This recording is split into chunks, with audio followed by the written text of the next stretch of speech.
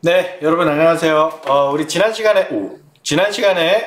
우리 기하공차에 대한 내용들을 배웠죠. 기하공차는 이제 취소공차에서 표현이 안 되는 사실 굉장히 중요한 그런 데이터들을 표현하는 공차 표기 방법이었었어요. 우리가 거기에서 이제 여러 가지 개념들을 배웠는데 그 중에서도 이제 뭐 데이텀이라는 개념도 새로 배우셨고, 그 다음에 기하공차의 경우는 그 종류가 굉장히 많았었죠. 그래서 우리가 지난 시간에는 데이텀을 표현하는 방법까지 같이 공부를 했었는데요. 오늘은 이제 교과서에 나와 있는 그 기하공차의 표현 예들에 대해서 이제 교과서에 나와 있는 표를 바탕으로 몇 가지 살펴보고요. 그 이후에도 이제 그 내용들이 쭉 나오는데 그 부분을 여러분들이 한번 쭉 읽어보십시오. 그렇게 어려운 내용은 아닙니다. 한번 쭉 읽어보시면 될 것 같고요. 그리고 이제 오늘은 기계 요소 설계 이제 요 책 1편 이제 두 번째 그 책인데 분책을 했을 때 여기 이제 첫 번째 나오는 나사에 대한 내용을 오늘 진도를 나가도록 하겠습니다. 그러면 지난 시간에 배웠던 내용에 이어서 기하공차의 예에 대해서 한번 같이 살펴보도록 하겠습니다. 먼저 기하공차 여러분들 그 종류는 우리 그 표기법 이런 것들도 다 배웠었는데 지금 이 첫 번째 예 같은 경우에는요, 지금 여기에 딱 삼각형이 붙어 있고 기하공차 표시가 이렇게 되어 있어요. 이렇게 직선으로 하나만 딱 들어가 있는 경우에는 얘가 진직도를 나타내는 그 얼마나 이제 그 직선에 가까운가를 표현하는 모양 공차에 대한 내용입니다. 이렇게 표시가 되어 있는 경우에는 보시면은 요 면이 진직도이고 진직도를 표현하는데 0.01mm 안에 들어와야 된다 라는 얘기는 뭐냐면요. 지금 이 직선이 딱 직선이 나와야 되는데 얘가 뭐 이렇게 꾸불꾸불하게 될 수도 있고 아니면은 뭐 이렇게 기울은 요런 곡선의 형태로도 당연히 제작이 가능하겠죠. 이렇게 표현이 되어 있다는 얘기는 이 면이 이상적인 면에서부터 0.01mm, 요게 이제 이상적인 면이라면, 여기가 이상적인 면을 표현을 하고 있다면 0.01mm만큼 간격을 두고 그 안에서는 어떻게 가공이 되어도 괜찮다라는 공차를 부여를 하고 있다라고 보시면 돼요. 아시겠죠? 지금 이게 물론 실린더 모양이긴 하지만 지금 기하공차가 이 면에 주어져 있기 때문에 그래요. 근데 만약에 그 밑에 케이스 같은 경우는 지금 이렇게 치수 보조선에 얘가 이렇게 딱 붙어 있죠. 이렇게 치수 보조선 죄송합니다. 원통형의 치수 보조선에 이렇게 데이텀이 붙어 있다. 그 모양 공차, 기하 공차가 붙어 있다는 얘기는 결국 지난 시간에 배웠죠. 얘의 중심선에 그 기하 공차의 범위를 주고 있다라고 여러분들 이해하면 된다고 했어요. 요 면이 아니에요, 그쵸? 그런 차이가 있고, 여기 보시면은 여기 뒤에 직선도인데 파이 0.08이라고 나와 있어요. 직선도인데 파이야? 이건 뭐냐면 지금 요 이상적으로 직선으로 나와야 되는 요 중심선이 당연히 중심선이 이렇게 직선이 아닐 수 있겠죠, 그쵸?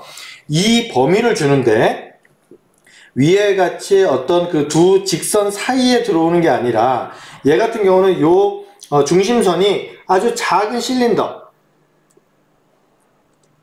그 실린더의 직경이 0.08, 그러니까 요 실린더의 직경이 0.08mm인 그런 실린더 안에서, 그러니까 요게 0.08짜리 실린더가 하나가 정의가 되는데 이 중심선이 그 안에서 지 마음대로 만들어져도 오케이가 된다 라는 거를 표현을 하고 있다 라고 보시면 돼요. 여기 오타가 있네, 책에. 그렇게 출판을 늦게 할 만큼 편집을 했으면서 또 오타를 냈네, 이게. 이거 0.01이죠.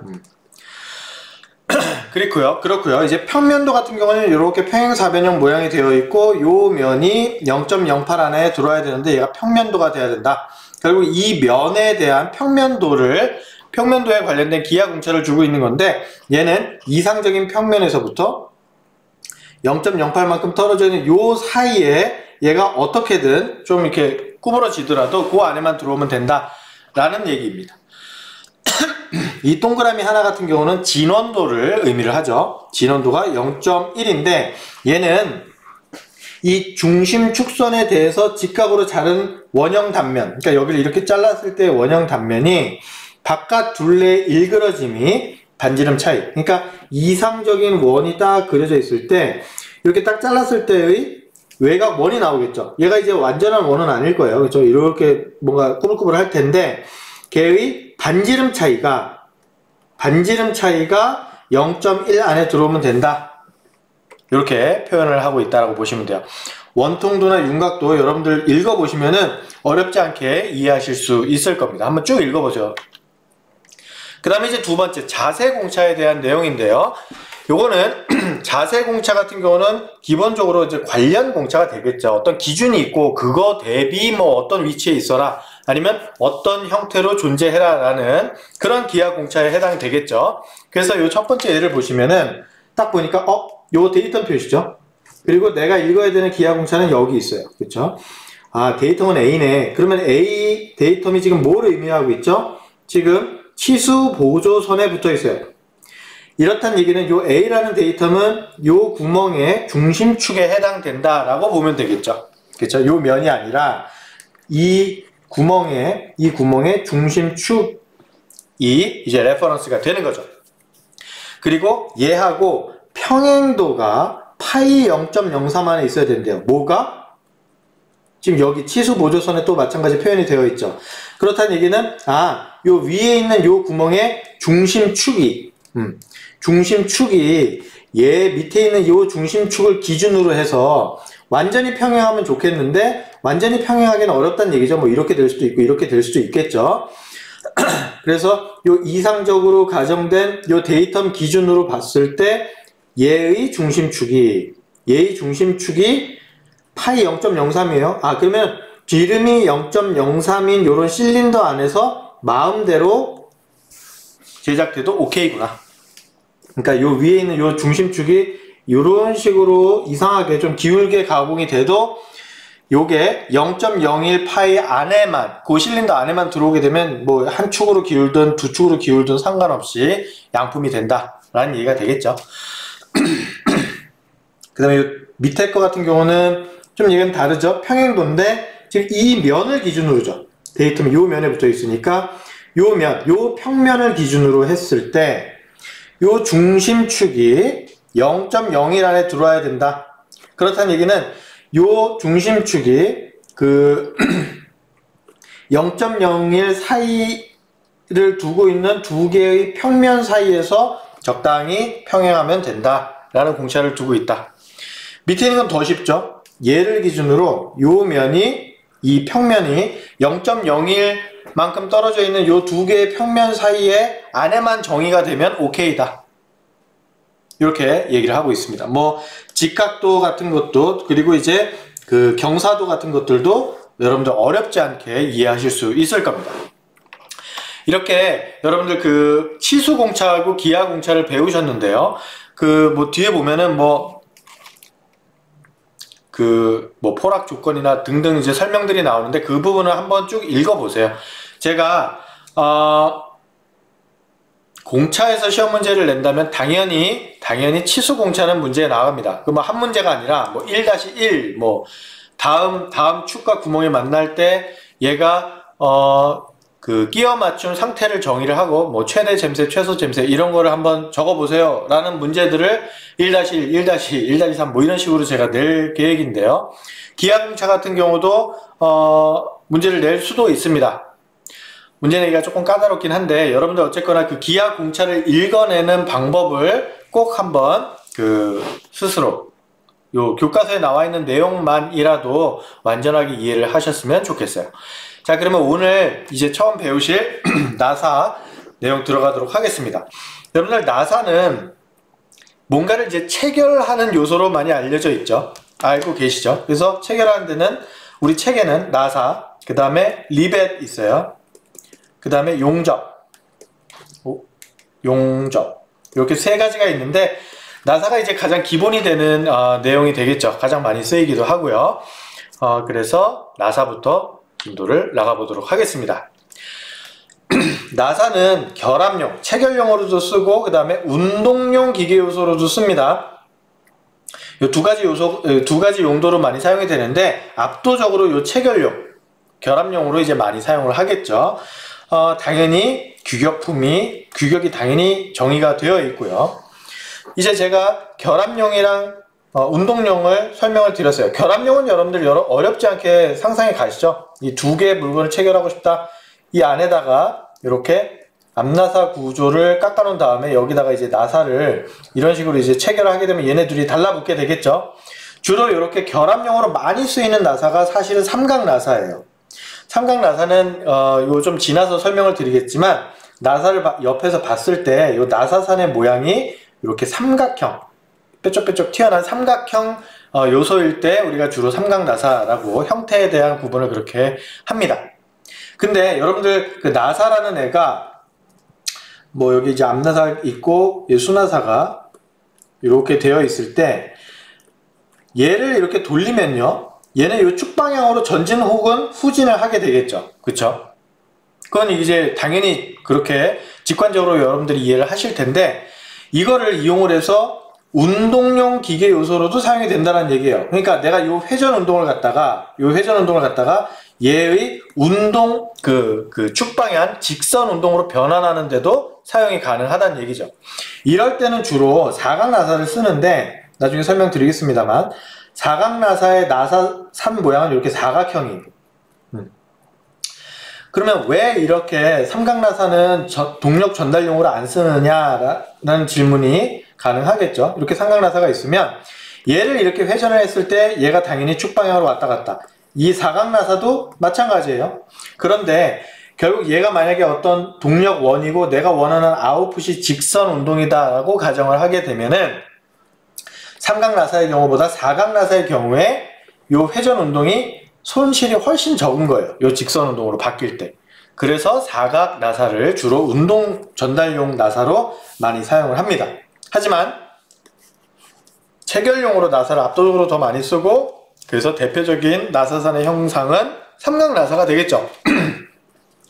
그러면 이제 그 삼각 나사에서 특히 뭐 사각 나사도 마찬가지이긴 합니다만 나선 곡선이라는 거를 이제 우리가 배우게 될 겁니다.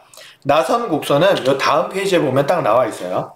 그러니까 요거 이제 나사가 이렇게 쭉 크게 이렇게 있는데, 그걸 보게 되면은 우리가 요 부분 한 면을 보게 되면 여기 보이고 요거 이제 뒷면이 이렇게 있죠. 점선으로 되어 있는 부분은. 그래서 나사를 보게 되면 얘가 이런 식으로 생겼잖아요. 스크류바 같이. 스크류바가 나사지 뭐. 그 입에다 물고 돌리면은 이게 그 직선 방향 운동이 느껴지죠. 나사도 마찬가지인데, 나선 곡선이라는 건 뭐냐면요, 지금 이렇게 한 피치, 지금 나사 좀 이상하게 그려졌는데 이렇게 돼서 이렇게 뒤로 감겨서 또 이렇게 돼서 뒤로 감겨서 이렇게 되겠죠. 나사의 피치라는 거는 여기에서부터 여기까지가 되겠죠. 여기서부터 여기까지가 이제 한 피치가 되겠지. 그렇죠? 이렇게 감겨 있는 한 피치가 되겠죠. 여기서부터 또 다른 한 피치가 정의가 될 거고, 요 한 피치에 해당되는 요거를 평면으로 쭉 핀 거예요. 평면으로 쭉 핀 거예요. 여러분들 이거 두루마리 휴지 심 있죠? 그 휴지 심을 굉장히 급박한 이유에서 풀러본 적이 있는 분이 있을 수 있는데, 그걸 풀러보게 되면은 삼각형 종이가 나와요. 그래서 제가 요걸 하나 만들어 봤습니다. 나사를. 종이 나사예요. 여기 나사선이 보이죠? 나사선이 보이는데 얘를 쫙 피게 되면 얘는 결국에 이렇게 삼각형이 나오게 됩니다. 그쵸? 근데 요 나선곡선이라는 애는 뭐냐면 요렇게 한 피치만, 여기서부터 쭉 나사선이 이렇게 한 피치만 정의가 된 요런 경우에 얘를 싹 풀었을 때 정의되는 삼각형이 나선곡선이에요. 얘를 이렇게 한 피치를 이렇게 감았을 때. 그러면 이게 삼각형이니까 요 길이, 밑변의 길이, 그리고 요 각도, 요런 것들이 정의가 되겠죠. 당연히 직각삼각형이 나오게 될 거예요. 그래서 요 옆에 그림을 보시게 되면은 지금 나사의 한 피치는 제가 여기서부터 여기까지라고 설명을 드렸었어요. 그쵸? 얘를 쭉 피게 되면은 이런 삼각형이 하나가 정의가 됩니다. 그렇겠죠? 얘를 이렇게 요 점을 요 C점에다가 딱 맞춰가지고 돌리면은 여기서부터 여기까지 정의된 한 피치의 나사가 정의가 되겠죠? 그랬을 때 요 각도, 요 이제 람다, 요걸 리드각이라고 부릅니다. 나선각이라고도 부르는데 그냥 리드각으로 기억을 해주시면 좋아요. 그 다음에 비틀림 각은 여기에요. 감마로 표현되어 있는 비틀림 각은 이쪽이죠. 그러니까 얘네 둘 합치면 당연히 90도가 나오겠구나. 알겠죠? 여러분들. 그 다음에 중요한 게 요 L이 있는데요. L은 요 삼각형의 높이예요. 이 삼각형의 높이이면서 요거 지금 한 줄 나사인데 한 줄 나사 같은 경우는 요 피치랑 똑같게 되겠죠? 그래서 보시면은 지금 요렇게 제가 한 피치만 딱 정의를 했을 때 한 피치만 딱 정의를 했을 때 얘가 이 점에서부터 한 바퀴를 쫙 돌리면 여기까지 가겠죠? 그쵸? 그게 바로 요 삼각형의 높이지. 결국에 리드라는 거는 뭐냐면 여기에서 요 삼각형의 높이로 정의되는 리드라는 애는 뭐냐면 한 바퀴 돌렸을 때 나사가 전진 또는 후진하는 거리를 의미를 합니다. 아시겠죠? 그 다음에 이제 밑변의 길이는 당연히 또 이거 알트탭 오늘 불났는데 여기에서 딱 요 원의 요 직경 있죠? 원의 직경이 있는데 요 원의 직경의 원주가 되겠죠. 이 삼각형의 밑변의 길이가. 근데 몸에 유효 직경이라고 정의를 해놨어요. 나사는 직경이 여러 가지가 정의가 됩니다. 여러분들 상상해 가시겠지만 이렇게 되어 있잖아요. 그러면 여기 제일 큰 직경도 정의가 되고 제일 작은 직경도 정의가 되겠죠. 유효 직경은 뭐냐면 그 중간 어디쯤이에요. 그거는 제가 이따가 자세히 설명을 드리도록 하겠습니다. 이 그림 여러분들 머릿속에 딱 집어넣고 계속 설명 드려주시면 됩니다. 그 다음에 나사의 구분. 나사를 이제 나사산이 있는 위치에 따른 구분이에요. 우리가 보통 나사라고 부르는 애들은 이렇게 생겼죠. 너트라고 부르는 애들은 보통 요 안에 나사산이 있죠. 그래서 얘네들 이렇게 체결을 하잖아요. 그래서 이렇게 원통의 외곽면에 나사산이 있는 경우를 우리가 수나사라고 부르고요. 그 다음에 이 안쪽에 나사산이 있는 것을 앞나사라고 부릅니다. 보통 이게 볼트가 되고, 그쵸? 얘는 너트가 돼요. 물론 이 표현이 솔직히 저는 좀 불편합니다. 이게 살아있는 생명체도 아닌데 굳이 이렇게 젠더를 부여할 필요는 없는데요. 사실 영어로도 메일, 피메일이라고 불러요, 이거를. 그래서 그냥 조금 불편하시더라도 요 단어 자체가 뭐 그렇게들 많이 쓰고 현장에서도 볼트 너트 이렇게도 표현을 하지만 앞나사, 수나사로도 많이 표현을 하니까 좀 불편하더라도 그거는 그냥 참고 들어주시면 좋겠어요. 그 다음에 나사의 회전 방향에 따라서 또 분류가 됩니다. 우리가 사용되는 대부분의 일반적인 나사는 오른 나사예요. 뭐냐면 얘가 회전 방향의 오른손 법칙을 따른다고 되어 있는데요. 오른손 법칙은 뭐냐면 내가 나사를 돌리는 방향을 내 손가락으로 딱 잡았을 때 나사가 진행하는 방향이에요. 여러분들 일반적으로 체결 나사를 조일 때 쭉 조여서 이제 이 체결을 할 때 조일 때 우리가 시계 방향으로 많이 돌리죠. 시계 방향으로 돌리는데 직진 방향은 축 방향, 운동 방향은 이쪽이죠. 오른손 나사. 걔가 이제 오른 나사가 되고요. 왼 나사는 반대가 되겠습니다. 이거 간혹 이제 일본 애들이 이런 거 이제 좀 많이 쓰죠. 덜 떨어져가지고 그런가? 근데 꼭 덜 떨어져서가 아니라 이제 회전체가 있어요. 예를 들면 이 회전체가 만약에 오른쪽으로 계속 회전을 하고 있어. 오른쪽으로 회전을 하고 있는데 왼 나사를 체결을 해버리면 이 나사는 계속해서 오른쪽 방향으로 돌아가는 토크를 받겠죠. 그럼 얘가 풀릴 수도 있겠지. 반대로 왼쪽으로만 회전하는 회전체를 고정시키려면 얘한테는 오른 나사보다는 왼 나사를 써주는 게 더 안전하겠죠. 도르면 도를수록 점점 더 꽉 체결이 될 테니까요. 그런 용도의 구분은 있습니다. 일반적으로 많이 사용되는 거는 압도적으로 오른 나사가 많이 사용이 됩니다. 그 다음에 나사산의 모양에 따라서 삼각, 사각, 사다리꼴, 원형 많이 있어요. 뒤에 그림이 나옵니다. 삼각나사는 완전히 이렇게 삼각형 모양은 아니고 끝에 부분이 약간 이렇게 날라가 있어요. 당연하겠죠. 이거 이렇게 뾰족하게 만드는 것 자체는 그 자체로도 되게 힘든데요. 그러면 이제 당연히 요게 이제 수나사고 앞나사로 표현이 되어 있는데 이 수나사가 끝이 뾰족하다. 그러면은 이 앞나사도 이 끝이 뾰족해야 되겠죠. 뾰족한 거 두 개가 만날 가능성이 있는 상황은 엔지니어로서 굉장히 불편해해야 돼요. 뭔가 조금이라도 어긋나면 뭔가 잘 안 될 것 같고 응력 집중이 생겨서 뭐가 망가질 것 같고 이런 생각이 들죠. 그렇죠? 거기에다가 지금 나사가 완전히 여기까지 끝까지 다 완전히 맞닿아 있으면은 공차가 조금이라도 벌어지게 되면은 제작에 의해서 체결이 안 될 수도 있겠죠. 그래서 실제로 이렇게 공간을 조금 떼어는, 모든 나사가 다 그래요.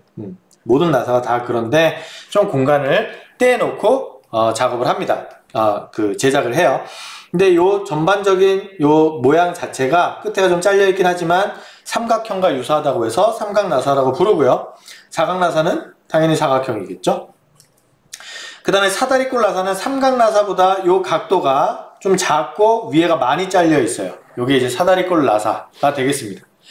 그 다음에 톱니나사는 한쪽은 거의 90도에 가깝고요. 나머지 한쪽은 이렇게 삼각나사랑 비슷한 형태로 되어 있어요. 얘는 주로 어느 쪽에 쓰이냐면, 예를 들어서 이런 거예요. 내가 이 수나사가 나사가 있는데 여기에 뭔가 이제 하중이 걸려서 이쪽 방향 하중을 받아요. 앞나사는 고정이 되어 있고, 그랬을 때 결국 하중을 받는 면은 요 면들이 되겠죠. 요면이 되겠죠. 그쵸? 그랬을 때 힘은 당연히 요 면과 평이한 성분과 수직한 성분으로 나뉘어지게 되겠죠. 그러니까 뭔가 하중을 받는데 뭔가 불편해요. 얘가 쭉방향 하중을 받게 되니까. 그쵸? 근데 요렇게 톱니나사를 만들었다라고 하면은 이 하중이 거의 90도에 해당되는 요 면들에 걸리게 되겠죠. 그래서 이 톱니나사 같은 경우는 한쪽 방향 하중을 주로 받는 경우에 주로 선택을 합니다. 둥근나사는 당연히 이렇게 끝이 둥글둥글한 애들이에요. 얘 같은 경우는 뭐 이제 외부의 환경이 별로 좋지 않아서 먼지 같은 게 들어가고 이물이 들어갈 가능성이 큰 경우에 주로 사용을 합니다. 뭐 일례로 여러분들 그 전구 있죠. 전구 체결되는 요 소켓 부분 보시면은 여기도 둥근 나사로 제작이 되어 있습니다. 그 다음에 이제 볼나사 같은 경우는 굉장히 특별한 경우인데, 나사 봉이 있고 너트가 이렇게 이 볼들이 들어있어요. 이렇게 막 볼들이 들어있어. 이건 뭐냐면 여러분들 지금 이 그림들은 얘네 요 면들이 전부 다 이렇게 그려져 있죠. 근데 실제로 이런 식으로 만들어 놓고 나면은 모든 면이 딱 닿는다? 얘는 체결할 때 엄청나게 마찰이 많이 발생을 하겠죠. 굉장히 안 들어갈 거야. 거기에다가 이 제작 공차도 굉장히 타이트하게 제작이 돼야 되겠죠. 앞나사, 수나사가. 이 나사는 굉장히 싼 기계 요소예요. 그러니까 거의 개수로 파는 것도 아니라 무게로 달아서 팔 정도로 싸단 말이에요. 근데 이렇게 정밀도가 높은 나사, 이거는 좀 일반적인 케이스는 아니죠. 그러다 보니까 일반적으로는 이 나사가 체결이 됐을 때 요런 간격이 어느 정도 있게끔 모든 나사가 그렇게 만들어져 있어요. 그러니까 여러분들 나사를 쭉 채우다가 완전히 꽉 채워지기 전에 중간쯤에 딱 잡고 흔들어 보면, 축방향으로 흔들어 보면 약간 껐덕껐덕하죠. 그쵸? 그 껐덕껐덕한 걸 우리가 이제 백래시라고 부르는데, 요거는 제작 공차와 체결의 용이성 때문에 일부러 설계된 그 갭이거든요. 근데 오케이, 나는 비싼 건 괜찮아. 나는 백래시가 절대로 없었으면 좋겠어. 나 운동을 전달해야 되는데 이쪽으로 돌려서 이렇게 가다가 후진을 하려고 하면은 얘가 잠깐 멈췄다가 백래시만큼 헛돌다가 다시 이쪽으로 오겠죠. 그건 절대로 안 되겠어 라고 하면 마찰이 적게만 만들면 되겠죠. 비싸도 상관없다고 했으니까. 그때 사용되는 게 바로 이 볼나사예요. 요 볼들이 마치 베어링 같이 작용을 해서 나사산 사이에 이 닿는 면이 이렇게 볼들이 이렇게 자리하고 있는 거죠. 아주 특별한 나사가 되겠습니다. 그 다음에 이제 피치와 리드, 이제 구조와 명칭에 대해서 살펴봐야 되는데요. 하나씩 부위별로 명칭을 살펴보겠습니다. 나사산, 골, 뭐 너무 직관적이죠. 산은 산이고 골은 골입니다. 아시겠죠? 그 다음에 피치는 인접한 나사산 사이의 축방향 거리예요. 여기서부터 여기까지가 되겠죠? 이게 피치가 됩니다. 그 다음에 리드는 나사가 1회전할 때 축방향으로 이동한 거리죠. 우리 아까 나선곡선에서 요 길이가 되겠죠? 근데 여기 보시면은 요 밑에 희한한 식이 하나 있는데요. 나사의 줄수에 따라서 피치랑 리드가 이런 관계를 갖는데요. 우리가 그냥 한 줄 나사 같은 경우는 결국 한 바퀴 돌면은 요점이 요점으로 갈 거 아니에요? 쭉 이렇게 한 바퀴 돌아서, 그쵸? 한 줄 나사 같은 경우는 피치랑 리드가 똑같아요. 근데 두 줄 나사, 세 줄 나사가 뭐냐면 이런 겁니다. 여러분들 깜지 써보셨죠? 그 쓸데없는 가혹행위, 뭐 외우라고 하면 뭐 A4 용지에다 막 깜지 쓰라고 하면 여러분들 그냥 고지고대로 쓰는 사람들이잖아요. 근데 일부 저 같은 사람들 딱 볼펜 2개, 혹은 많게는 볼펜 3개로 스카치 테이프로 딱 묶어가지고 쓰면 하나 쓰면 이게 3줄이 쫙쫙 나오잖아요. 그쵸? 그래서 이 두 줄 나사 같은 경우는 뭐냐면, 한 줄 나사 같은 경우는요, 여기에 요 펜 하나로 줄을 쭉 이렇게 실 하나로 쭉 감은 그런 게 한 줄 나사예요. 두 줄 나사는 뭐냐면 두 줄이 동시에 이렇게 돌아가서 두 줄이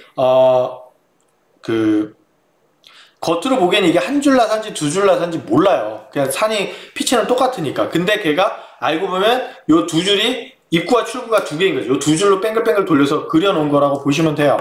제가 그림으로 다시 한번 설명을 드리면, 한 줄 나사는 이거고요. 두 줄 나사는 이런 경우예요. 이렇게 돼 있는데, 요렇게 제가 색깔을 파란색으로 넣은 거를 한번 보시면 되는데, 얘네들이 한 세트로 요렇게 돌아가는 애들이에요. 무슨 얘기인지 아시겠죠? 얘네들 한 세트로 한 바퀴 돌면 여기로 이제 가는 거예요. 그러면 실제로 피치는 여기서부터 여기까지가 맞죠? 그리고 요 사이의 거리가 달라지면 나사가 안 돌아가겠지. 돌아갈 때마다 그 피치가 물리게 되니까요. 그쵸? 피치는 같은데 실제로 한 바퀴를 돌렸을 때는 여기서 여기로 가는 게 아니라 한 바퀴 돌렸을 때는 요점이 여기로 가겠죠. 그래서 두 줄 나사의 경우는 피치의 2배만큼이 리드가 됩니다. 세 줄 같은 경우는 3배가 리드가 되겠죠. 이렇게 이해해 주시면 됩니다. 그 다음에 요 제일 작게 정의되는 지름이 이 수나사 같은 경우 골지름이고요. 그 다음에 요 외곽, 제일 크게 정의된 지름이 바깥 지름이 되겠습니다. 그 다음에 피치는 피치고요. 그렇죠? 그 다음에 요 선과 요 선 딱 있는 요 삼각형, 요 각도 있겠죠? 이게 리드 각이랑은 다르죠. 그쵸? 리드는 이 직선을 편 삼각형이고, 그쵸? 실제 나사 상태일 때 요 나사산의 요 각도를 우리가 나사산 각이라고 부릅니다. 아시겠죠? 그 다음에 앞나사 같은 경우는 안찌름이 요 안에 이렇게 정의가 되고요. 앞나사의 경우는 골지름이 안으로 쏙 들어갔잖아요. 골지름이 제일 큰 지름으로 정의가 되겠죠. 그래서 요거 헷갈리지 말고 구분해 주시길 바라겠습니다. 바깥지름 소문자 D를 쓰는 경우에 우리가 왜 그 공차에서도 공차에서 배웠던 구멍과 축에서도 구멍은 대문자 쓰고, 그쵸? 축은 소문자 썼잖아요. 똑같아요. 이 나사도 수나사, 축에 해당되는 거죠. 얘는 모든 게 다 소문자로 쓴다라고 보시면 돼요. 수나사의 바깥지름 소문자 D를 쓰고, 얘가 나사의 크기를 나타내는 호칭 지름이 됩니다. 무슨 얘기냐면 우리가 왜 M3, 뭐 M2, M4 이렇게 나사 이름을 부르잖아요. 요 뒤에 붙어 요 M은 이제 나사가 어떤 종류인지를 나타내는 거고, 뒤에 나타있는 요 숫자, 얘가 바로 이 나사의 호칭 지름이 되고요. 그게 제일 큰 지름, 바깥 지름을 기준으로 정의된다라는 거. 아시겠죠? 그 다음에 같은 크기의 앞나사 지름은, 앞나사는 이제 골지름이 바깥 지름에 해당되는 거죠. 그래서 대문자 D를 씁니다. 그 다음에 안지름 같은 경우는 D1을 쓰고요. 요 대문자니까 앞나사의 앞지름. 같은 크기의 수나사의 골지름은 D1이 되겠죠. 그러니까 요게 소문자 D1, 요게 D, 소문자 D. 그 다음에 요거 마찬가지 따라서 헷갈리지 않게 정의해 주시면 됩니다. 그 다음에 유효지름이 있어요. 이거 D2 여러분들 한번 보셨습니다. 은근슬쩍 여기서 딱 봤어요. 그쵸? 요 D2는 뭐냐면 나사 자체가 지름이 여러 가지가 정의가 되잖아요. 그쵸? 그래서 어느 걸 기준으로 뭐 이렇게 뭐 회전했을 때 회전 반경이 어떻고 뭐 이런 걸 정의를 할 때 뭔가 하나 약속을 해야 되잖아요. 그때 우리가 정의한 게 유효지름입니다. 얘는 소문자 D2는 순화사, 대문자 D2는 앞나사에 쓰는데 뭐 effective의 약자인 E를 쓰기도 해요. 근데 D2로 많이 쓰는데 뭐냐면 나사축의 평행한 방향으로 나사산의 길이와 나사홈의 길이가 같아지는 그 지점, 그곳의 가상 원통 지름입니다. 나사축의 평행한 방향으로 나사산의 길이와 나사홈의 길이가 같아지는 것. 그러니까 예를 들면 쉽게 이해를 하시려면 요게 이렇게 요 중간 어디쯤일 텐데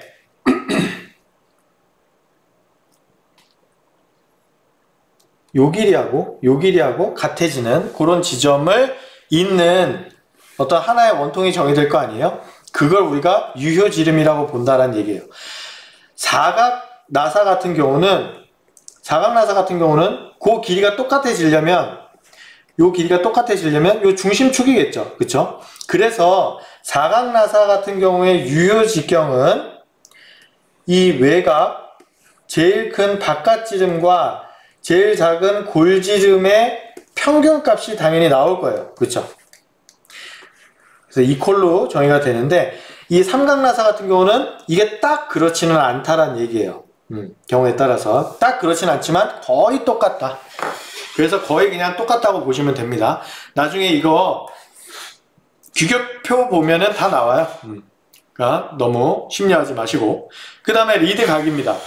리드각은 나선각이라고도 부르고 람다를 주로 쓰고요. 이 책이나 강의절에는 알파를 병기를 하고 있어요. 둘 다 아무거나 써도 된다는 얘기예요. 요거 아까 나선곡선에서 보셨는데 보시면 직경이 여러 개가 정의가 되잖아요. 제일 작은 직경 기준으로 하면 요런 삼각형이 하나 정의될 거고 제일 큰 바깥지름으로 기준으로 하면은 요렇게 밑변의 길이가 더 길어질 거 아니에요. 그쵸? 이렇게 여러 개의 잠시만요. 여러 개의 직경이 정의가 되는데 그 중에서 리드각은 당연히 유효 직경을 기준으로 정의된 이 삼각형에서 요 꼭지각을 의미를 합니다. 아시겠죠? 그래서 그 리드각이 만약에 커졌다. 직경은 똑같아요. 이렇게 커졌어요. 그러면은 요 람다2 더 크죠? 그러면 유효 직경이 같은 경우에 리드각이 커지게 되면은 리드 값도 같이 늘어나게 되겠죠. 그걸 제가 이 삼각형 두 개를 만들었는데 하나는 이렇게 리드각이 큰 애가 하나 있고요. 하나는 리드각이 좀 이렇게 작은 애가 있어요. 여기 보시면은 똑같은 직경으로 만들었을 때 리드 값이 이렇게 차이가 나죠. 그렇죠? 요 감았을 때도 우리가 눈으로 봤을 때 나사선이 이렇게 누운 각도도 리드각, 그게 결국 리드각이잖아요. 그렇죠? 걔가 점점 더 가파르게 된다. 그렇게 되면 한 바퀴 돌았을 때 더 많이 들어간다는 얘기죠. 대신에 단점도 있어요. 좀 더 잘 풀리겠죠. 그렇죠? 그런 디테일한 내용은 나중에 나사의 역학에서 더 자세하게 설명드리겠습니다. 그래서 아까 그 삼각형에서 이런 관계식 어렵지 않게 여러분들 유도 되겠죠. 요게 리드각이고 여기가 파이 D2고 그 다음에 여기가 L이 되겠죠. 그쵸? 그럼 뭐 요 관계식 어렵지 않죠. 한 줄 나사의 경우는 리드가 피치랑 똑같아지니까 피치를 이렇게 쓰기도 한다. 이거 보면 페이크죠. 알파, 감마 이거 사실 같은 거예요. 그 다음에 비틀림 각이라는 거는 얘는 나선 곡선을 봤을 때 우리가 여기 리드각이 있죠. 요 각도를 비틀림 각이라고 부릅니다. 그러니까 당연히 요 두 개를 합치면은 90도가 나와야 되겠죠. 그쵸? 그 다음에 나사산각, 아까 그림에서 요 각도죠. 요 각도. 여기가 2베타예요. 뭐 여기랑 같겠지. 2베타? 뭔가 베타가 또 다른 게 뭐가 있나 보네. 여러분들 당연히 눈치챌 수 있겠죠. 그게 바로 플랭크 각입니다. 플랭크 각은 이렇게 나사산이 이렇게 있을 때 나사의 봉우리와 골을 연결하는 요 직선, 얘네들이 전부 다 플랭크예요. 요 경사면 하나하나가 다 플랭크라고 부릅니다. 그러면 플랭크 각은 뭐냐면 요 플랭크가 중심축의 수직인 면과 이루는 각도예요. 여기죠. 요게 베타입니다. 삼각 나사 같은 경우는 요게 이등변 삼각형. 그러니까 요게 이제 가운데 나사 삼각의 절반이 돼서 요 나사 삼각은 2베타가 된 거예요. 그래서 요 플랭크 각은 요 각도다. 근데 이 각도가 여러분들 헷갈리면 안 되는 게 리드 각이랑은 달라요. 아시겠죠? 리드 각은 얘하고는 아무 상관이 없어. 그냥 요 꼭지점을 쭉 이어서 핀 삼각형이니까. 요 플랭크 각이랑은 전혀 상관이 없겠죠. 요거 헷갈리시면 안 됩니다. 그 다음에 이제 나사산의 높이. 나사산의 높이는 당연히 이거죠. 이렇게 돼 있으면은 뭐 이쪽에 이렇게 나사산이 이렇게 있으면은 나사산의 높이는 여기서부터 여기까지예요. H라고 씁니다. 아시겠죠? H라고 쓰는데 요게 바깥지름 빼기 안지름. 바깥지름 빼기 안지름 이렇게 하면 뭐가 되죠? 바깥지름 빼기 안지름 하게 되면 요 두 개가 남잖아요. 그거의 절반, 그게 H다. 이렇게 정의를 한 거죠. 나사산의 높이에요. 사각나사에서는 이렇게 된다. 뭐 어렵지 않죠? 만약에 사각나사에서 높이가 주어져 있지 않다. 나사산의 높이가 주어져 있지 않은 경우에는 이렇게 거의 이렇게 설계가 되어 있다는 얘기예요. 피치가 여기서부터 여기까지잖아요. 요 나사산의 높이는 요 피치의 절반이 된다. 요 절반. 그러니까 거의 이제 뭐 정사각형 비슷하게 사각 나사가 생긴 게 많다라는 얘기가 되겠죠. 그 다음에 나사의 표시 방법을 이제 익혀야 됩니다. 나사가 이제 이름을 딱 보고 그 나사를 정확하게 이제 그 어떤 정보가 들어있는지 읽어내야 되겠죠. 그래서 표기 순서는 감긴 방향, 왼쪽인지 오른쪽인지, 한 줄인지 두 줄인지. 그 다음에 나사의 호칭, 이거는 뭐 이제 그 나사의 형태, 그리고 이게 뭐 일반 미터 나사인지 삼각 나사인지 아니면은 뭐 유니파인 나사인지 뭐 이런 호칭과 크기를 다 표현하는 거고요. 나사의 등급은 공차 등급을 의미를 해요. 등급이 높을수록 더 정밀하게 가공한 그런 나사가 되겠죠. 나사산의 감긴 방향은 왼 나사는 좌 혹은 L, 그 다음에 오른 나사는 표기하지 않아요. 이게 이제 기준이 된다는 얘기지. 아무 말 없으면 당연하게도 오른 나사예요. 왼 나사가 이상한 놈인 거죠. 그 다음에 나사산의 줄수도 마찬가지인데 한 줄 나사는 표시 안 해요. 근데 두 줄, 세 줄의 경우는 두 줄, 세 줄 혹은 2N, 3N 이렇게 표현합니다. 나사의 호칭은 이제 나중에 배우실 거예요. 어떻게 부르는 건지. 뭐 M3, 뭐 M4 이런 게 다 나사의 호칭에 해당되는 그런 내용이 되고, 그 부분은 나중에 나사의 종류별로 부르는 이름을 배울 때 자세하게 설명드릴게요. 그 다음에 나사의 등급은 공차예요, 공차. IT 등급 우리 공차에서 배웠죠. 치수공차에서 똑같습니다. 6H 대문자네. 대문자는 구멍, 우리 축과 구멍에서 구멍이었잖아요. 나사에서는 앞나사, 너트가 되는 거죠. 이면서 정밀도는 IT 등급 6등급이면서 공차가 H인 거. 이렇게 읽어내시면 됩니다. 그리고 나사의 종류에 따라서 호칭 방법이 다른데요. 피치를 밀리미터로 표시하는 경우도 있고요. 피치를 나사산의 수, 나사산의 산수로 표현되는 것은 뭐 인치당 나사산 수로 표현되는 경우도 있고요. 유니파이 나사라는 애도 있어요. 그러면 걔네들마다 표현 방법이 조금씩 다른 거죠. 우리가 주로 이제 M8 이렇게 쓰여져 있으면 요거 이제 IS 규격에 있는 거고, 이거는 나머지 기타 등등 없는 애들인데, M8이라는 얘기는 M이 의미하는 게 요 둘 중에 하나거든요. 미터 보통 나사, 제일 많이 쓰이는 나사예요. M8이다. 8은 뭐죠? 8은 외경이, 바깥지름이 8mm짜리인 미터 보통 나사구나. 이렇게 이해해 주시면 됩니다. 그 다음에 이 뒤에 곱하기 표시 비슷한 게 있고 1 이렇게 되어 2 뭐 이렇게 되어 있는 게 있거든요. 얘는 이제 미터 가는 나사에는 뒤에 얘가 더 붙어요. 보통 이제 미터 가는 나사는 나사가 정말 가는가, 요 직경이 가는 거냐? 그렇지 않아요. 미터 보통 나사보다 굵은 미터 가는 나사도 많아요. 근데 가는 나사가 의미하는 바는 뭐냐면 얘는 리드 각이 작아요. 리드 각이 작아서 피치가 작아. 피치가 작고 외경은 똑같으나 나사산이 더 촘촘할 수도 있겠죠. 그쵸? 이거나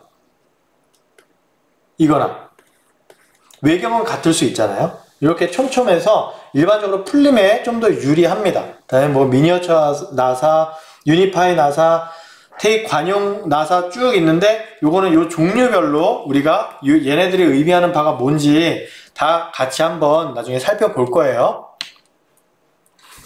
그 다음에 나사의 정밀도 등급입니다. 뭐 정밀나사, 보통나사, 거친나사. 정밀한 거고 보통 정밀한 거고 별로 안 정밀한 애죠. 그래서 뭐 진동을 받거나 정밀도를 요하는 경우에 쓰이고, 보통 등급은 일반적으로 제일 많이 쓰여요. 거친 등급 나사는 앞나사가 좀 희미할 때, 그러니까 예를 들면 여러분들 막 물론 그런 나사는 따로 있습니다만, 나사산이 없는 그 뭐 예를 들어 목재 같은데, 물론 이 그 우리가 탭 나사라고 부르는 그 나사산을 자기가 깎으면서 들어가는 나사가 따로 있긴 있는데, 이런 경우에는 우리가 나사산의 모양을 혹은 이 외경, 내경을 그렇게 정밀하게 만들 필요는 없겠죠. 어차피 지가 알아서 깎아서 들어갈 테니까. 그래서 그런 경우는 그냥 거친 등급 나사를 쓰면 됩니다. 그래서 나사의 등급 1, 2, 3등급이 있고, 보통 이런 공차역 한번 살펴보시면 되겠습니다. 아시겠죠? IT 등급이 확실히 작죠? 정밀 등급으로. 그래서 거친 등급으로 갈수록 IT 등급 이 치수 공차의 값이 점점 더 커지게 되겠죠. 그 다음에 나사 종류가 나오는데요. 산 모양에 따라서 삼각, 사다리꼴, 사각, 둥근 나사 등등이 있고, 피치와 나사 지름, 보통, 뭐 가는 나사 있고, 접촉상대 뭐 등등 쭉 있습니다. 근데 여기서 단위 사용계를 보세요. 보시면 딱 두 개가 있어요. 미터계하고 인치계. 미터계가 당연히 많이 쓰여요. 이게 스탠다드지. 근데 인치계는 주로 어느 나라가 쓰죠? 이런 거. 영국, 미국. 얘네들을 써요, 거의. 거의 안 써. 근데 여러분들,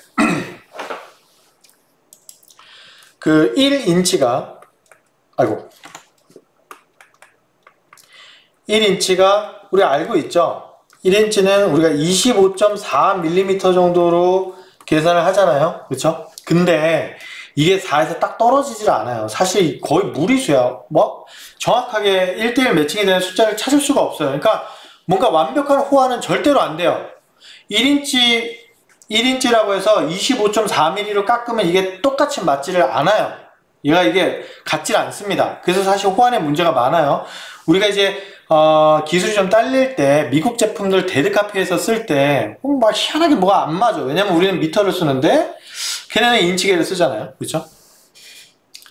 그래서 이제 완벽한 호환은 안 됩니다. 근데 대부분 이성적인 제대로 된 나라는 미터계를 써요. 근데 얘가 아직도 쓰는 이유가 뭘까요? 우리 엔지니어 딱 보면 뭐 단위 환산, 뭐 파운드, 그쵸? 파운드, 뭐 온도는 뭐 화씨, 그쵸? 파렌하이트. 그리고 뭐 인치, 갤런, 뭐 이런 거. 이게 다 인치계 그 단위잖아요. 얘네 이거를 왜 아직도 쓰느냐. 그냥 통일 좀 하지. 왜냐면 이게, 이거 보세요. 아까 지워졌는데. 얘들 뭐야, 얘들. 얘들 엄청 센 애들이에요. 얘네 진짜 완전 깡패야, 깡패. 야, 우리가 쓰니까 없애지 마. 너 잘못하면 미터 말고 인치를 스탠다드로 바꿔버린다? 할 만한 국가들이죠. 만약에 우리나라가 진짜 강대국이었다면, 뭐, 척, 자, 무게는 뭐, 한근, 두근, 뭐 이런 거 있죠. 얘네들이 스탠다드로 썼으면 약간 우리가 좀 더 고소했을 텐데, 그건 좀 안타깝습니다. 여러분들 나중에 큰일 하셔가지고, 우리나라 그 정도 레벨로 좀 올려주시기를 바라겠습니다. 저는 틀렸어요. 나이가 좀 지났습니다. 그 목적에 따라서 사용되는 장치에 따라서 등등 이렇게 종류를 나뉘는데 이제 우리가 결합용 나사부터 이제 다음 시간에 살펴볼 텐데요. 일반적인 미터 나사 어떻게 표현을 하고 어떻게 쓰고 그거 이제 틈새는 어떻게 되고 라는 것들을 하나씩 같이 살펴보도록 하겠습니다. 그래서 오늘 우리가 나사에 대해서 처음 이제 살펴봤죠. 오늘 사실 제일 중요했던 거는 이거죠. 그리고 이제 나사의 그 기본적인 명칭 이런 것들을 알아봤는데, 이제 나사를 표현하는 그 표현식을 보고 얘가 크기는 어떻고 어떤 나사인지 여러분들 정보를 읽어내는 거를 다음 시간에 이어서 공부를 같이 하고요. 그 부분 아마 짧게 빠르게 넘어갈 거고, 그 다음에 이제 나사의 역학에 대해서 같이 공부를 해보겠습니다. 나사의 역학 되게 재밌어요.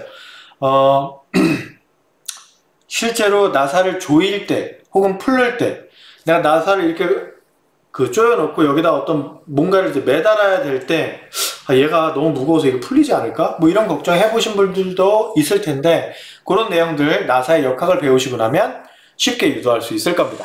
네, 그러면 오늘 수업은 여기까지 하겠습니다. 수고 많으셨습니다.